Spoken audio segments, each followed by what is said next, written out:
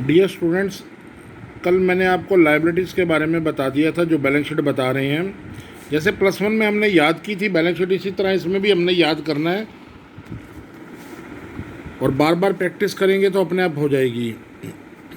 इसमें एसेट्स को वहाँ पे हमारी फिक्स एसेट्स जो करंट एसेट्स नाम देते थे, यहाँ हम non current asset fix assets को नाम देंगे और करंट एसेट्स तो करंट एसेट्स हैं ही हैं। पहली है फिक्स एसेट, हेडिंग दे रखी है इसने। पहला है फिक्स एसेट। फिक्स एसेट में क्या है? Tangible asset. टेंजिबल एसेट्स क्या है?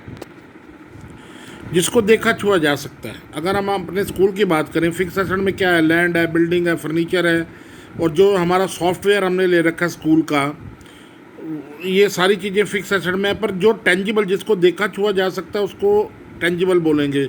बसेस टेंजिबल हैं, आपकी फर्नीचर टेंजिबल है। इनटेंजिबल है जिसको देखा छुआ नहीं जा सकता।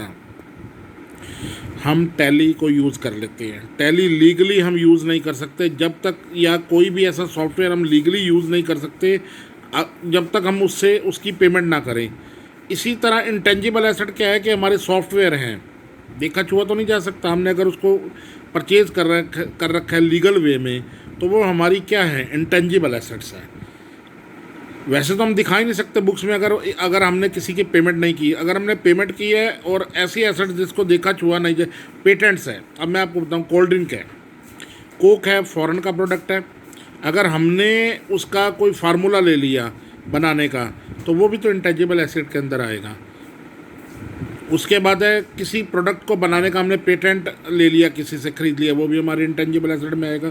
कैपिटल वर्क इन प्रोग्रेस का मतलब है कोई लैंड, बिल्डिंग, कोई बिल्डिंग है, सॉरी, बिल्डिंग या इसी तरह का कोई काम है जो हमारा फिक्स एसेट्स है और अभी काम चल रहा है। तो ये तो नहीं है कि साल के एंड में पूरा नहीं हो तो हम उस अमाउंट को नहीं लिखेंगे। जितना काम हो चुका है फिक्स एसेट पे, उसको कैपिटल वर्क इन प्रोग्रेस में डालेंगे। इंटेंजिबल एसेट अंडर डेवलपमेंट, अब बड़ी बड़ी, अब आप रिसर्च सेंटर हैं, रिसर्च सेंटर के अंदर कई आपके रिसर्च चलती रहती हैं, जैसे इसरो वाले करते रहते हैं।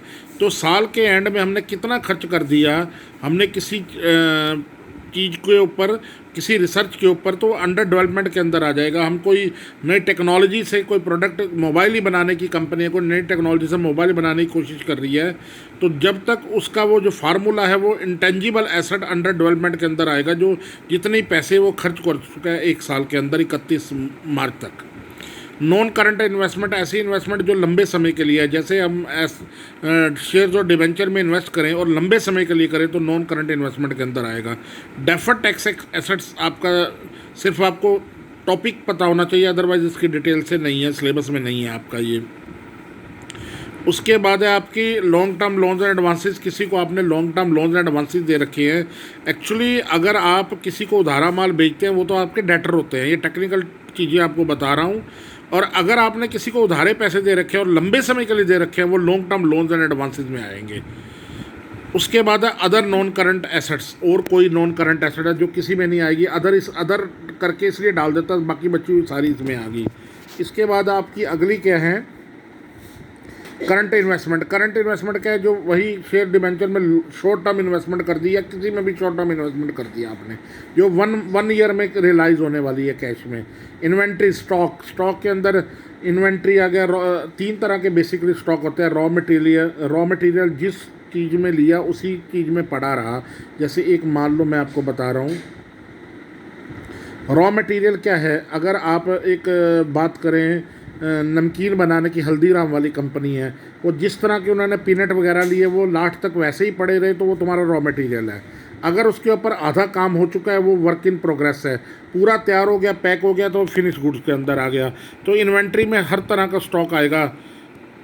तो उसके बाद है ट्रेड रिसीवेबल, डेटर और बिल रिसीवेबल ट्रेड रिसीवेबल के अंदर आएंगे। कैश और कैश इक्विवेलेंट शब्द है। कैश तो आपको पता है, कैश इक्विवेलेंट है which can easily convert into cash without any loss.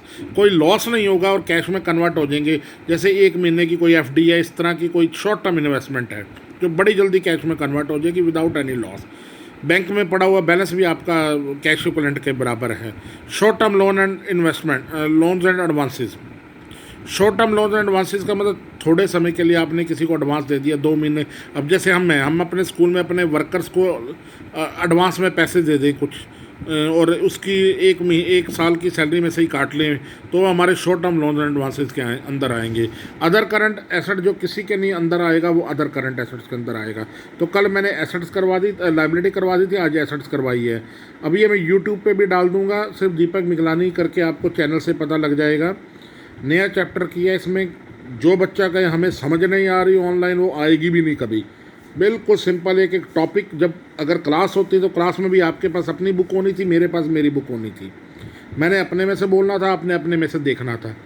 तो अब आप जिन बच्चों का पीछे भी रह गया अब इसको कर लो। मैंने एक बार दोबारा आपको जो वो है करवानी है कंपनी, दोबारा करवाऊँगा आपको।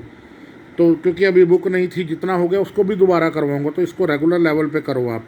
थैंक यू बेटा।